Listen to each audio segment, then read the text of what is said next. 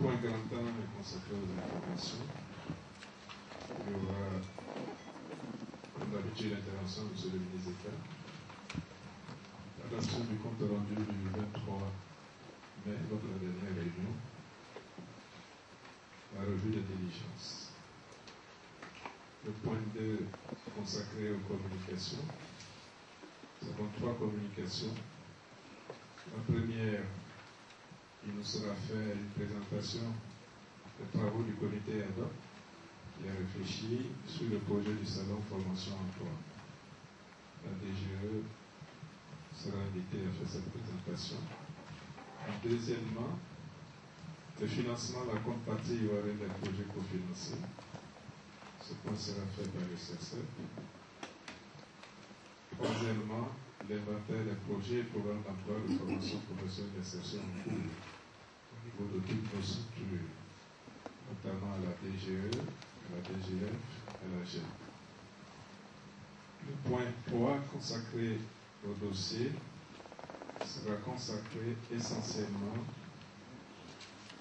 à la présentation du bilan du programme de travail gouvernemental à fin avril 2013.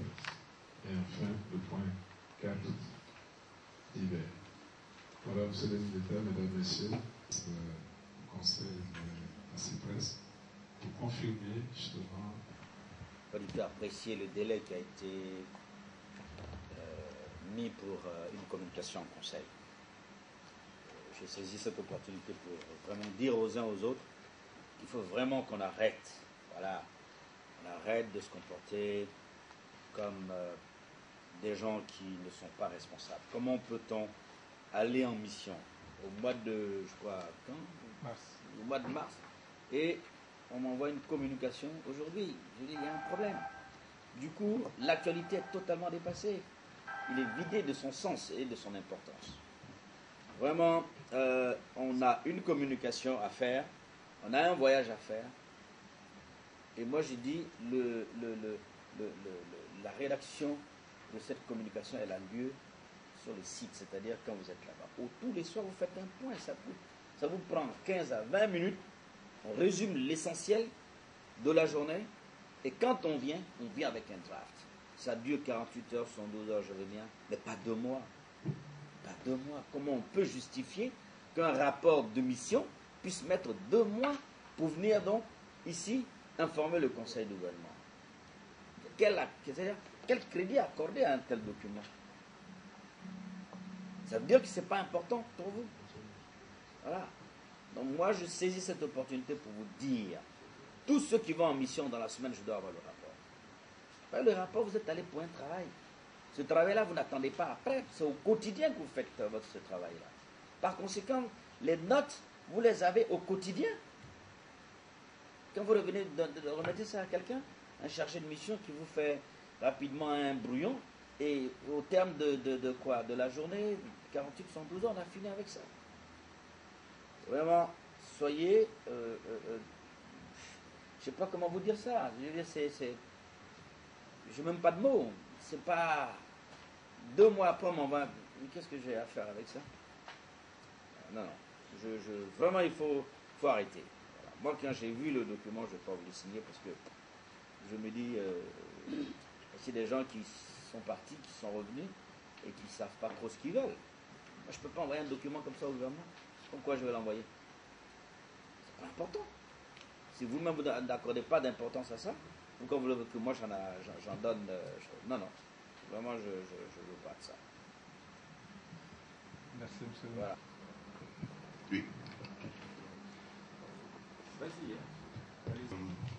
Nous allons présenter les actions menées dans le cadre de l'organisation du Salon de l'emploi et de la formation qui constitue, nous aurons la présentation du contexte. Donc, le contexte, c'est le cette information pour le ministère d'État et pour donc réduire ce risque national. Il faut indiquer parallèlement au gros de que nous sommes en train de mettre en place. Qu'est-ce que j'appelle donc idée de projet et qu'est-ce que j'appelle projet en cours? Les idées de projet, ce sont des initiatives qu'on va confier à une cellule qui va être pilotée par le directeur Koulibaly, qui va en faire, bien sûr, un inventaire, mais surtout engager des études. Je pense, par exemple, au projet d'élevage des crevettes, des langoustes dans le sud, à partir du lycée professionnel de chaque ville. Je pense à l'accord que nous avions obtenu quand nous étions au ministère de l'Industrie avec Olam sur la mise en œuvre d'un projet d'installation des jeunes dans l'ANACAM. Olam apportant l'expertise, Olam apportant la matière d'œuvre, c'est-à-dire les produits, Olam rachetant la totalité de la production, puisque la date d'aujourd'hui, ses besoins sont estimés à 100 000 tonnes pour une capacité installée de 40 000 tonnes. C'est clair, c'est net, c'est précis. Le projet d'Atchéké, on a donc mis en œuvre une machine qui est chez IDT, et d'ailleurs, le gouverneur, il y a 15 jours, donc, en a acheté, je ne sais pas, une dizaine. Ils sont en train de l'installer dans les villages ébriés, parce que ça va devenir un peu comme le moulin au nord ou dans un certain nombre de régions. Le moulin dans le village, vous avez votre arachide, là, vous venez faire broyer, vous avez votre maïs, etc. Ça va être ça le principe. À côté de ça, j'ai demandé au CEPENTIC de réfléchir pour voir comment on pouvait, à partir donc de nos installations, monter des ordinateurs. Assembler, c'est-à-dire on importe les pièces, on assemble et on a un ordinateur. Cet ordinateur-là sera le premier ordinateur monté au CEPENTIC. À partir de là, si ça marche, qu'est-ce qu'on fait? On demande à l'État, notamment au ministère de l'économie et des finances, on va commencer par déjà notre propre ministère, tout le matériel informatique qui va être monté sera, c'est-à-dire le marché du ministère va être donné au CEPENTIC. Voici ce que j'appelle des idées de projet. Il y en a plusieurs, hein. On en a la dernière fois avec Franck, on a fait toute une liste, et sur lesquelles vraiment nous sommes en train de travailler. L'ONUDI va nous envoyer encore quelqu'un pour renforcer l'équipe. Il y a M. Koulibaly, il y a le profil de l'ONUDI, et puis Mme Tagali qui vient renforcer l'équipe. Pour l'instant, ils sont trois personnes qui vont travailler à cela. J'avais même demandé à Mme, la dame là, qui vient d'arriver, là, qui va être chef de cabinet, là, Mme Kwame, qui est ingénieure agronome, qui va rejoindre l'équipe, je veux dire, en temps partiel, pour vraiment, comme elle a une bonne compétence dans l'agriculture, elle a travaillé à la NADER, elle a pas mal d'idées de projets. C'est ça que j'appelle les idées de projets. C'est-à-dire ça, ce sont des projets que nous-mêmes, on va écrire, sur lesquels on va mettre un business plan, et le coût, et voir comment on pourra, n'est-ce pas, les réaliser dans un programme emploi. Je dis bien dans un programme. Ça, c'est pour moi les idées de projet. Nous sommes en train de réfléchir. À côté de ça, il y a le PGD. Il faut être plus concret. Il y a le PGD. À côté de ça, il y a le fameux programme là, que je viens de voir, là, qui est financé par, je crois, le Dolam des Nations Unies, ce qu'ils ont appelé le programme conjoint d'appui à la création d'emplois et quelque chose, les groupes vulnérables. Appui aux groupes vulnérables, quelque chose comme ça. Etc. Moi, j'ai besoin de savoir ces programmes-là, qui sont financés par les PTF. Je voudrais avoir la liste. Je dois avoir tous les jours ce document. Puisque ce sont des activités qui sont menées dans les différents ministères techniques. Bon, ça là, c'est quand même pas compliqué. Et c'est de ça qu'il parlait. Mais parce que je me suis posé la question, moi-même, à l'âge de FAP, aujourd'hui, là, qu'est-ce qui est fait aujourd'hui en faveur de l'emploi? Quels sont les modules que vous mettez à la disposition? Voilà, des jeunes, j'en sais rien. Peut-être il y a des couturiers, il y a des pâtissiers, je ne sais pas. Mais c'est de ça, moi, j'ai besoin. Je vous l'ai dit, aujourd'hui, la question de l'emploi devient vraiment, c'est tous les jours qu'on en parle. Maintenant, il ne se passe plus aucun conseil sans que soit le Premier ministre ou le président de la République ne revienne sur ces projets-là.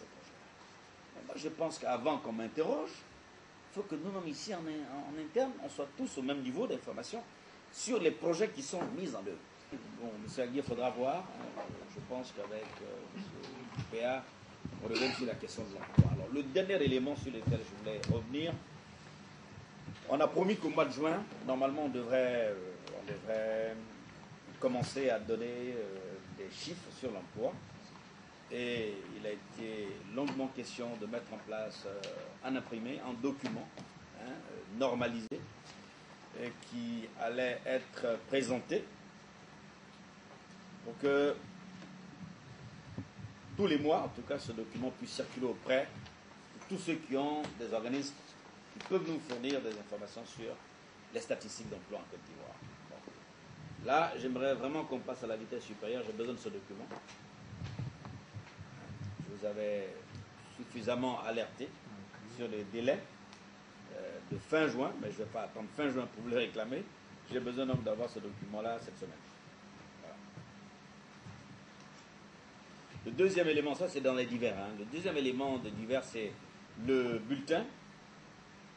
Et cette semaine, il faut vraiment qu'on puisse faire cette réunion-là. Donc, M. Allier, il faudra voir.